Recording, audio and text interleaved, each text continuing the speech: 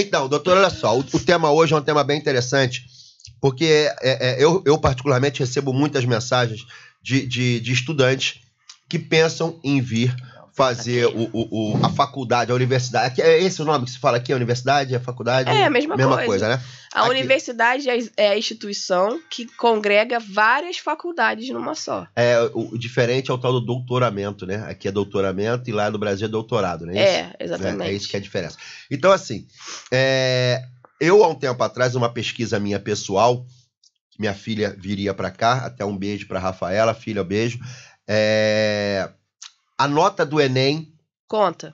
Então, vamos abordar um pouco sobre isso para o pessoal que está no Brasil ainda poder... Então, só para a gente alinhavar tudinho. Eu não estou falando apenas de visto de estudante que vai fazer formação superior. Certo. Porque o visto de estudante não é só para formação de nível superior. Pode ser segundo grau, né? Pode ser segundo grau e pode ser a formação profissional, que é o nível técnico do Brasil.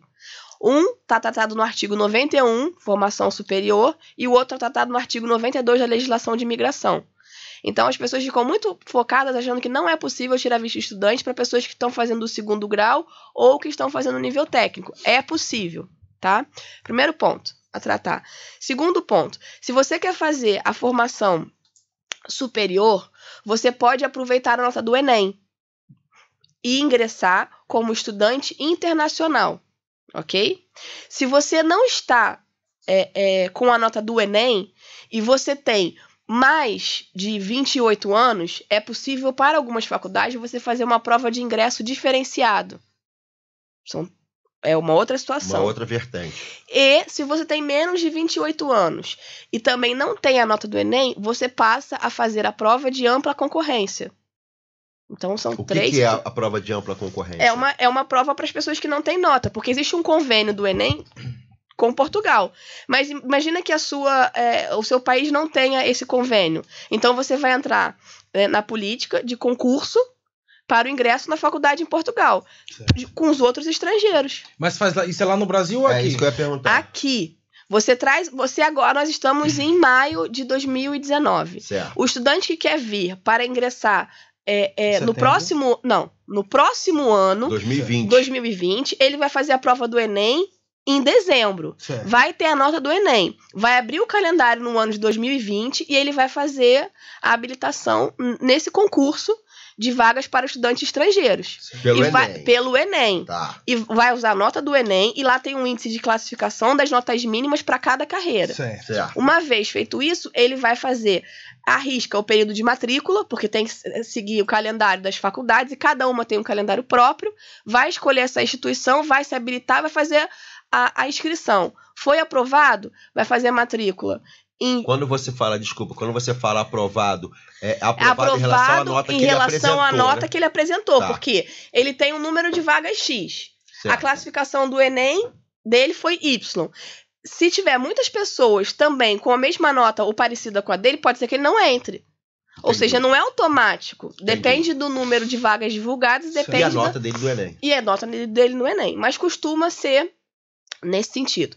Agora vamos para a situação de um estudante que não é nível Enem. Então, uma pessoa... Só voltando, recapitulando isso aí. Ele entra só com a nota do Enem, de acordo com a classificação e com a escolha da faculdade. Porque, por exemplo, a minha nota do Enem serve para a faculdade de Química, mas não serve para Medicina. Certo. A minha escolha do Enem serve para a faculdade de Engenharia, mas não serve para a faculdade de Direito. Depende daquela grade de carreiras que ele escolher. Mas tem outra prova que ele faz aqui, ou é só a nota do Enem? Tem a outra prova se ele não tem a nota do Enem. Porque a maioria das faculdades, eu não posso nem dizer 100%, mas posso dizer que 90% das faculdades fazem adesão à nota do Enem. Então, se ele não tem, por exemplo, uma pessoa que nunca fez faculdade no Brasil, é da idade do Leandro, por exemplo. Essa pessoa, na época, não tinha Enem. Na época dela, o Enem não existia. E se ela não fez Enem agora? Por exemplo, ela não fez Enem agora em dezembro. Ela pode ingressar também, mesmo assim? Então, se ela tem mais de 28 anos, aí ela vai fazer uma prova específica para estudante estrangeiro e vai se habilitar. Aí vai ter geografia, história, português, matemática, e ela vai se classificar por essa nota. Não é um vestibular normal para estudantes portugueses, é um vestibular diferenciado para estudante estrangeiro. Essa prova ele faz lá ou aqui? Faz aqui. Ou seja, então vamos lá, ele não tem a nota do Enem para fazer todo esse processo pelo Brasil, porque quem tem a nota do Enem apresenta por e-mail a nota do Enem, ele vai se classificar, vai mandar a documentação, vai ter um calendário e vai fazer a prova. Certo. Ok? Isso é uma outra situação. Agora vamos para uma terceira situação. Não, desculpa, Priscila, eu vou voltar. Eu não entendi a segunda. Eu entendi a primeira do Enem, que a pessoa pegou a nota do Enem, mandou tudo, fez a inscrição na faculdade e tal. A segunda é que a pessoa faz a prova. Aí tá, dessa segunda que eu não entendi. É a segunda que a pessoa, ela não tem o Enem, ela vem para Portugal faz e a prova, ela se candidata. Vai fazer a prova. Não, ela pode se candidatar no Brasil. Mas a prova, ela vai fazer aqui. Então, tem um dia específico de prova. Então ela já entra só pra assim, a pessoa vai entrar no país. Você não passava na prova, né? A pessoa já vai entrar no país, vai chegar lá. Eu tenho que fazer a prova dia X. Fiz a minha matrícula, fez a inscrição, eu vou fazer uma prova. Perfeito. Há instituições que permitem que a prova seja feita à distância, mas não são a maioria. Terceiro ponto, a pessoa já é portadora de um diploma de nível superior e quer fazer uma pós-graduação. Aí ela não precisa habilitar, fazer equivalência, validação do diploma dela em Portugal. Não precisa. A maioria das faculdades aceita o diploma do Brasil com o devido apostilamento para você fazer o curso de mestrado ou doutoramento, ok? Aqui vai um detalhe importante. Algumas faculdades, como aqui em Portugal, a licenciatura dura menos tempo que no Brasil, muitas vezes, para alguns cursos, eles entendem que não é necessário a pessoa se matricular no mestrado. Já vai direto para o doutoramento, ou o doutorado no Brasil. Isso também é um detalhe importante, porque no Brasil tem faculdade que dura 5 e 6 anos. Medicina, por exemplo, dura 6 anos. Direito, por exemplo, dura 5 anos. Algumas faculdades, em sua maioria, duram 4. Aqui, em Portugal, a maioria das licenciaturas dura 3 anos.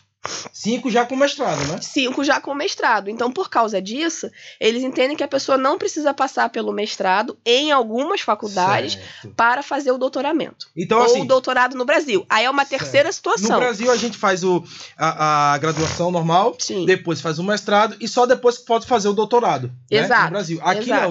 Algumas faculdades...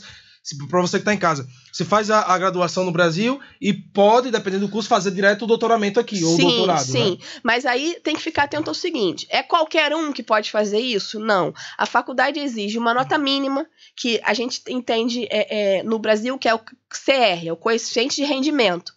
Então, por exemplo, eu fiz uma faculdade que o meu coeficiente de rendimento foi abaixo de 6. Certo. Tá? A minha média final. Dificilmente você vai ser aprovado no mestrado ou no doutoramento em Portugal. Tá? Mas eu fiz um coeficiente de rendimento que a minha nota foi acima de 9. Então, a garantia de você ser aprovada é maior. É quase 100%, né? 99%. Não posso dizer isso porque depende do ano, depende do número de vagas disponíveis, depende dos outros candidatos. Mas a probabilidade é imensa em relação a uma pessoa que tem um CR de 7, 7,5, em comparação a uma pessoa que tem 9, 9,5, tá? A segunda situação, em relação ao mestrado e ao doutoramento, é o seguinte. O artigo 91, aí vem um pulo do gato, permite que, uma vez você entrando em Portugal como turista, entrou no país, prover meios de subsistência, e quer se matricular numa faculdade, você vai invocar o inciso 4º desse dispositivo legal, artigo 91. E aí você se matricula na faculdade, tem a aprovação para ingressar naquele curso, você vai agendar o CEF e vai pedir direto a autorização de residência, sem passar pelo processo de visto de estudante do Brasil.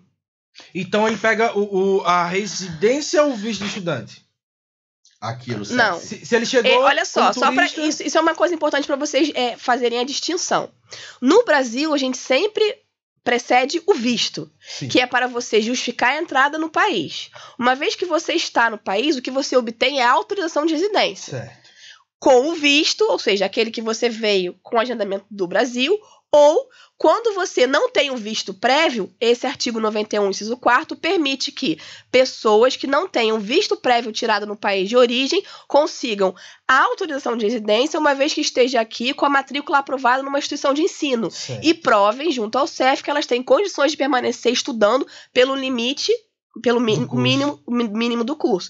Então, eu vou fazer uma autorização de residência agora para cursar o mestrado. Eu tenho que provar que eu tenho 600 euros vezes 12, que é o salário mínimo, numa conta disponível em Portugal, meio de subsistência e o pagamento da minha matrícula.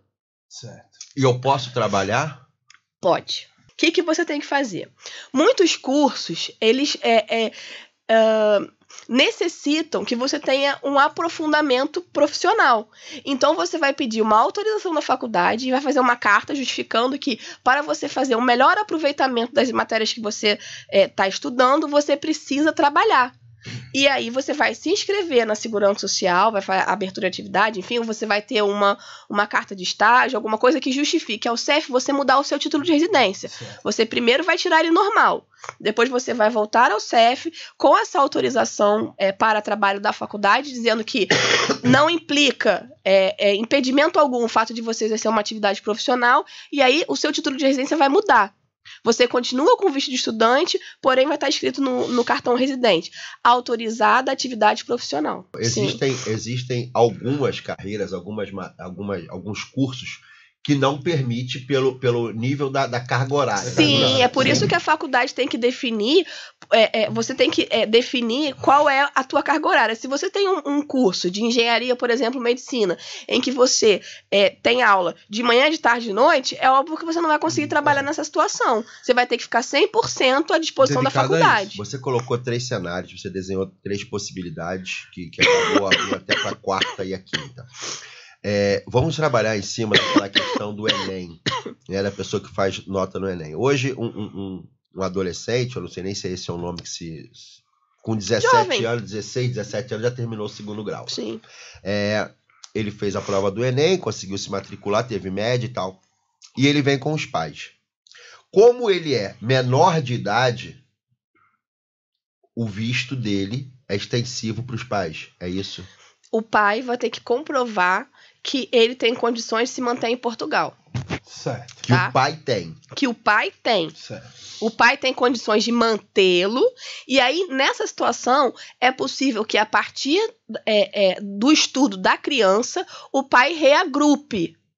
Mas por quê? Porque eu tenho um filho que estuda em Portugal e que eu sou o mantenedor. Certo. Então, eu vou provar que eu tenho condição de manter a mim e ao meu filho. É a única hipótese. Mesmo critério do pai, da mãe, do filho. O pai, no caso, vai ter que justificar. Isso só funciona para o menor de idade.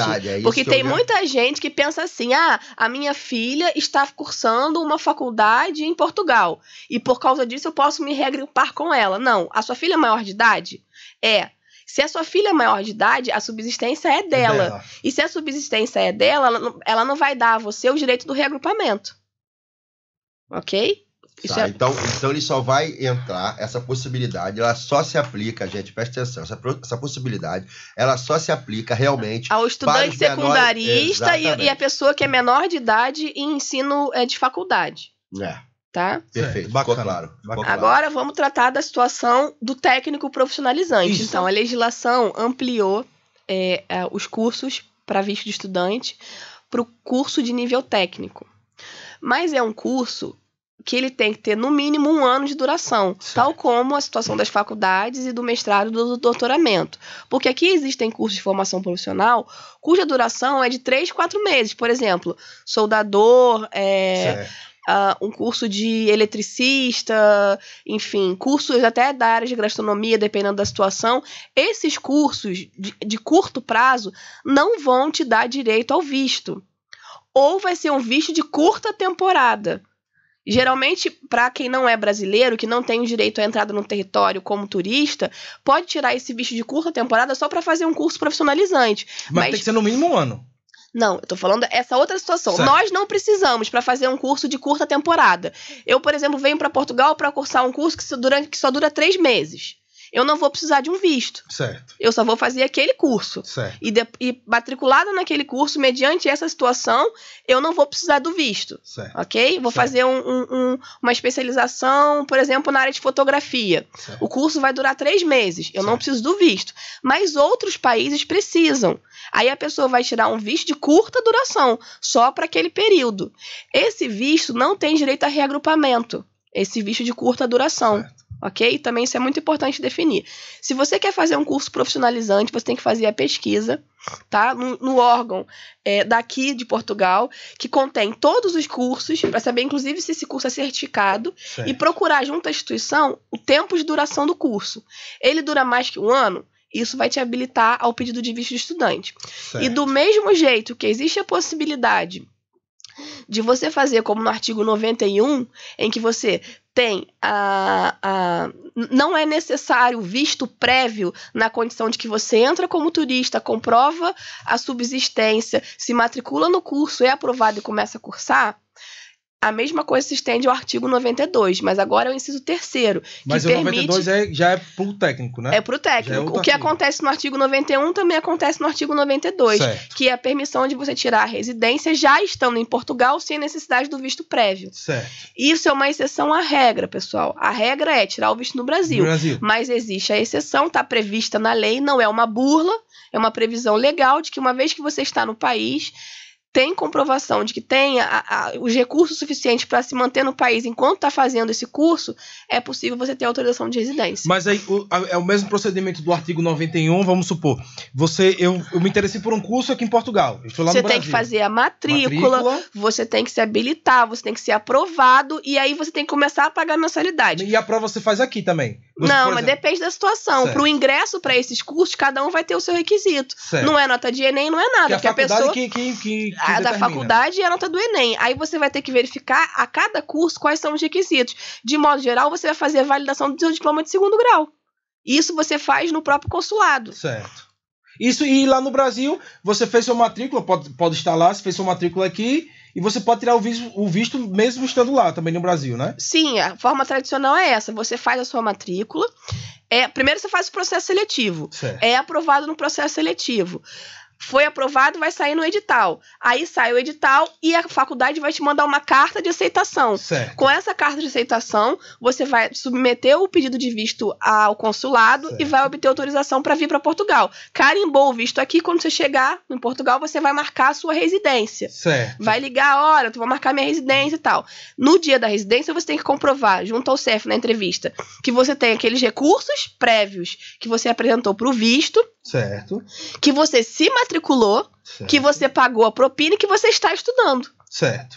Tá? Ou seja, não basta só se matricular. Você tem que pegar uma declaração da faculdade que você se matriculou, pagou a propina e está estudando. O Luciano Gouveia está perguntando, tem técnico de radiologia que sabe dizer? Isso eu não sei. Não sabe, tem que aqui tem técnico de tudo. Tem coisas... Aliás, uma coisa que é interessante... Técnico de enfermagem não tem. É auxiliar de enfermagem, né? Mas é um curso diferente do que existe no Brasil. Tem técnico de enfermagem, só que eles separam qual é o nicho de atuação. Porque, por exemplo, você faz um curso de especialização para ser cuidador de idoso. Aí você faz um outro para ser técnico de laboratório, de análise. Aí você faz um outro para ser... gente, como é que... auxiliar de cirurgia. É como, aí você como se fosse assim, o técnico de enfermagem no Brasil, ele abrange tudo. Ele abrange várias e aqui coisas. Tem subcategorias. Exatamente, do técnico de enfermagem, né? É de acordo com aquele assunto. É específico. É específico. Não existe, por exemplo, o técnico de enfermagem, lá no Brasil ele faz isso tudo. Aqui não. Tem que fazer um específico, rapaz, né? Exatamente. Uma vez eu fiz um vídeo. Esse falando só rapidinho, análise clínica, por exemplo, você faz um técnico de enfermagem lá do laboratório Sérgio Franco, ele vai lá e colhe o teu sangue. Aqui não, tem um curso específico daquele técnico que vai trabalhar com esse tipo de situação, de que é para fazer exames. E aí o cara que é cuidador de idoso está certificado para cuidar de idoso, não está certificado para fazer a coleta de exames. A faculdade de enfermagem no Brasil, ela Você não chega de imediato e faz a validação do diploma em Portugal. Você precisa cursar algumas matérias. Certo. Aí você faz 3, 4 matérias em Portugal, menos de um semestre de duração, e você vai validar o seu diploma. E consegue atuar. Validar o diploma, você vai se inscrever na Ordem dos Enfermeiros e vai conseguir atuar. Agora tem um zuzuzum por aí que diz que tem uma facilidade maior para médicos e dentistas. Não é isso? Não sei se é verdade esse processo. Veja bem, para habilitar um médico, ele também precisa fazer uma prova. Essa prova costuma acontecer em novembro, para poder... ele faz a inscrição na instituição da Ordem dos Médicos e vai se habilitar a exercer a medicina em Portugal. Ele faz uma prova para poder se inscrever na Ordem dos Médicos. Certo. Não é automático, mas eu imagino o seguinte, quando as pessoas falam que é uma facilidade, é que a prova que é o critério de aceitação daquele diploma deve ser alguma coisa que para o médico é perfeitamente possível de ser executada. Não é aquela coisa extraordinária. Sim. Por exemplo, o pessoal, hoje em dia está muito na moda o pessoal sair do Brasil para fazer medicina na Bolívia, na Argentina, né? Mas tem que fazer uma prova para poder validar. No Panamá, no Panamá, em Cuba e em vários cantos. Mas tem que fazer uma prova para validar no Brasil. Sim, tem que fazer também. Que diz que é um absurdo essa prova, diz que é difícil pra caramba. Né? No Brasil, diz que a prova é bem criteriosa. Não estou dizendo que em Portugal não seja, porque eu não tenho o conhecimento profundo do assunto, mas parece que abre-se um calendário anual que os médicos já sabem que no mês de novembro e é só uma vez ao ano, para você se habilitar para poder fazer essa prova e pega o seu CRM e traz para Portugal. Diferente do que acontece na Ordem dos Engenheiros e na Ordem dos Advogados. Aqui em Portugal, você não faz uma prova específica para se habilitar como advogado. Uma vez que você prova que você passou na Ordem dos Advogados no Brasil, isso já é válido, porque existe um termo de bilateralidade para que o português exerça a advocacia no Brasil e o brasileiro exerça a advocacia em Portugal. Certo. Mas uma coisa que eu tenho que falar. Não fala o negócio do vídeo. Não. É porque esse assunto é muito massa, pô. Tem muitas linhas. Uma coisa que eu sei, que eu já percebi, por conversar com pessoas dessa área, é que alguns anos atrás, você vir como dentista para Portugal e exercer a função era muito mais fácil do que hoje está a situação. Além da questão do curso, sim. Além da questão do curso, existe hoje, acho que devido a anos atrás, essa flexibilidade maior, uma concorrência muito grande nesse hoje em dia, né? E eu lembro, assim, isso faz muitos anos, eu lembro que eu era pequena, adolescente, enfim, eu não consigo memorar exatamente a época, de ser super noticiado no Brasil essa animosidade que existia entre o profissional dentista português e o profissional dentista brasileiro. Isso gerou uma crise diplomática na época, porque o profissional dentista que vinha do Brasil, ele acabava tirando o mercado do português. E aí, em termos de odontologia, historicamente diziam que o Brasil era mais desenvolvido. Então os profissionais chegavam aqui em Portugal e tinham uma outra temática em relação... entre aspas, né? Eu não sei dizer, porque como eu disse, eu era pequena nessa época, adolescente, não tenho memória sobre isso. Eu sei que essa situação do dentista gerou uma crise diplomática. E é isso, era matéria de jornal nacional, passava em tudo quanto era revista. É da época do Cid Moreira ainda, né? Se eu sou da época do Cid Moreira? Gente, eu sou da década de 80, então, portanto, eu sou da época do Cid Moreira de fato. Por exemplo, agora uma dúvida minha que eu tenho, vamos supor, você é advogada no Brasil, você conseguiu ir pra cá e tá atuando. Mas as leis aqui, elas não são diferentes da do Brasil? São. Não é que a legislação... ela é diferente. Mas o advogado, é uma coisa que é preciso ficar atento a isso, no próprio país de origem, as leis mudam o tempo todo. Certo, então, cabe ao advogado fazer uma reciclagem de tempos em tempos. Quando você chega num país cuja legislação não é equivalente à legislação do seu país de origem, você vai ter aquele mesmo trabalho de se atualizar que você tem no seu país de origem quando a legislação muda. Mas você tem que estudar agora sozinha. A gente tá... Agora ou tem um curso pra isso? Não, existem cursos que fazem essa dinâmica de diferenciação de legislação. Mas, por exemplo, a gente está falando de idade, né? Certo. Como eu sou uma pessoa já cascuda, né? Pra quem não sabe, eu não vou nem falar a minha idade não, porque fica feio. Mas, enfim, eu sou da época da banca única, nos tribunais de justiça. Não tinha site de internet para você consultar processo, não tinha movimentação eletrônica, tá? E mais do que isso, o Código Civil era antigo. Ou seja, eu sou da época que, quando eu me formei, o Código Civil era o Código Civil que a maioridade era aos 21 anos. Vocês lembram disso? Não, eu já sou de capa. Ah, pois é, mas a maioridade antigamente... Eu sou da época que o adultério era crime previsto na legislação. Não é mais? Não. Vai estar cheio de ancião aqui nesse Tá, por isso que eu não fui presa ainda. Oh, meu Deus. Joyce, olha isso. Mas antigamente. Então, quando eu fiz faculdade, toda essa legislação foi alterada. A posse de drogas em relação ao consumidor final era uma outra legislação. Então, o que o advogado... Você veio se reciclando. Sim, porque quando eu fiz a minha formação, muitas leis foram sofrendo alteração.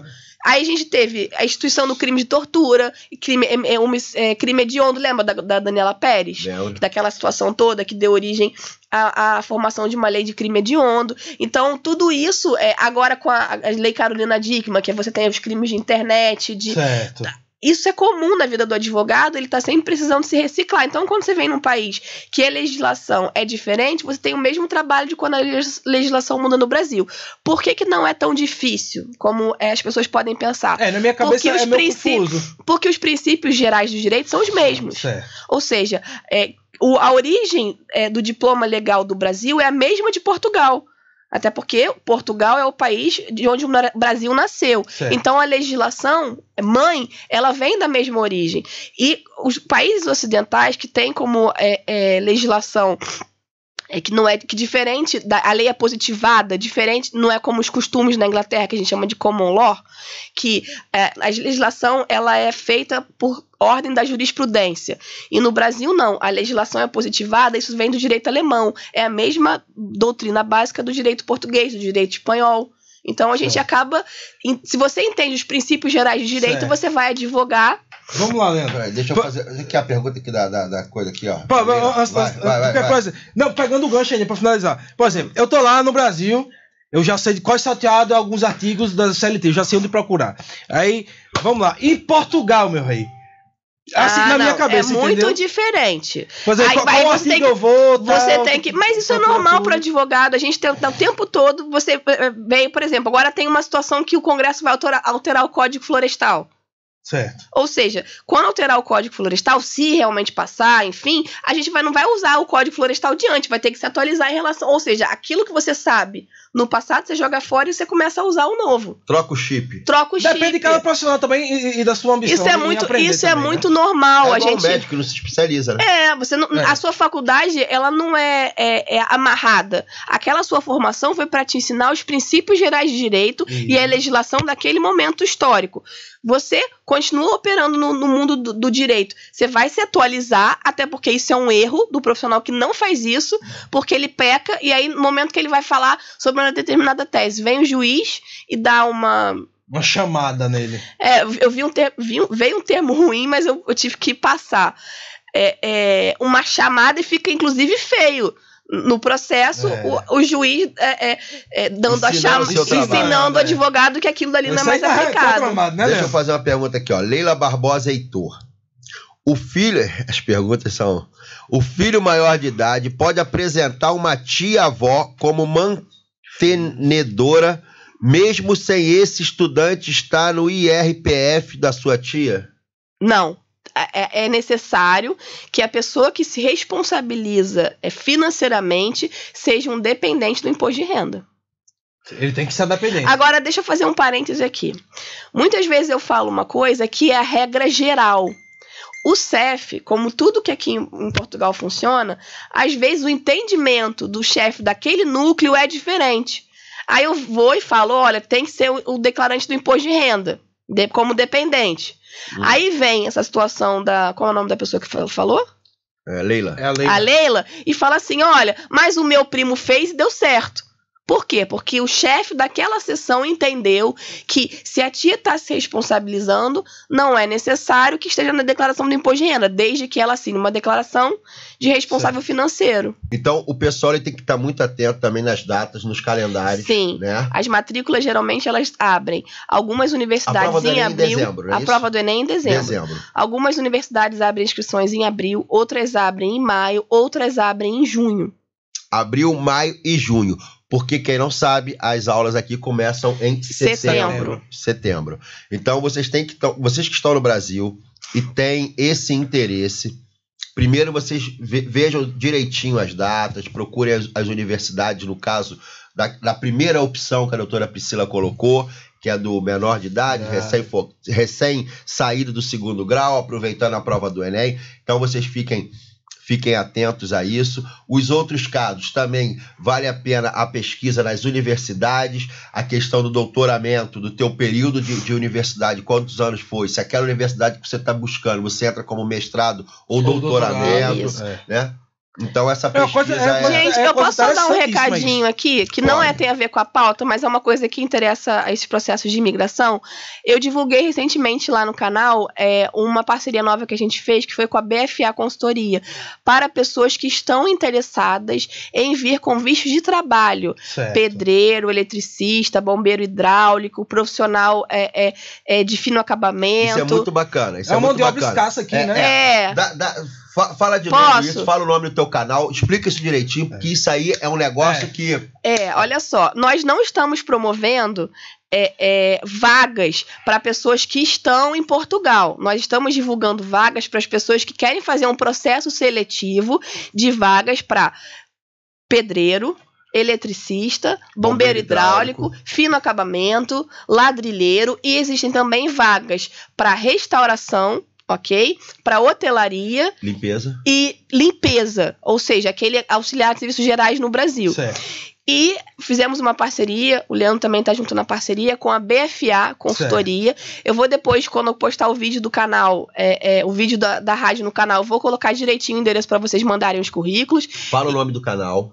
O meu é Na Real em Portugal, tá, gente? Na Real em Portugal. O canal da doutora Priscila é um canal específico, onde ela tem vários vídeos muito bacanas sobre legislação, sobre possibilidade de visto. Ela explica em determinados vídeos o visto tal serve para quê, o visto Y serve para aquilo. Então é muito bacana. Então a gente vai colocar Na Real em Portugal. A gente vai colocar no canal da Real, a gente vai colocar os vídeos aqui da rádio. E eu vou divulgar o e-mail da BFA Consultoria para vocês que estão interessados nessas vagas que eu acabei de citar, para mandarem os currículos, ok? Olha só, gente, quem quiser agendar uma consulta com a doutora Priscila, né, saber um pouco mais sobre sua possibilidade de visto, em qual visto se enquadraria, qual seria a melhor maneira de você vir para cá, agendar essa consulta com a doutora Priscila, entre em contato ou no e-mail assessoriaimigracão com 2 S no E, 2 S no O, @gmail.com. Repetindo, assessoriaimigracão, né? É sem o cedilha e sem o tio, @gmail.com, ou pelo Instagram, que é o Assessoria Imigração, tá? Imigracão também, né? Assessoria Imigracão. Então você entra, né, ou no e-mail ou no próprio Instagram, o que você achar que é mais rápido. Aconselho até que entre direto pelo e-mail, é mais rápido. Sim, é bem mais rápido. E já agende a sua consulta, veja como é que funciona esse sistema da consulta, que ela vai dar todo um feedback. Pode mandar os currículos também para essas profissões. Pode então, mandar. Na Real, vale a pena colar aqui no programa Conexão na Priscila e no Leandrinho. E lembrando, o barato sai caro. Obrigado, Priscila. Tchau, gente. Até o próximo programa. Obrigado, Priscila. Tchau, tchau.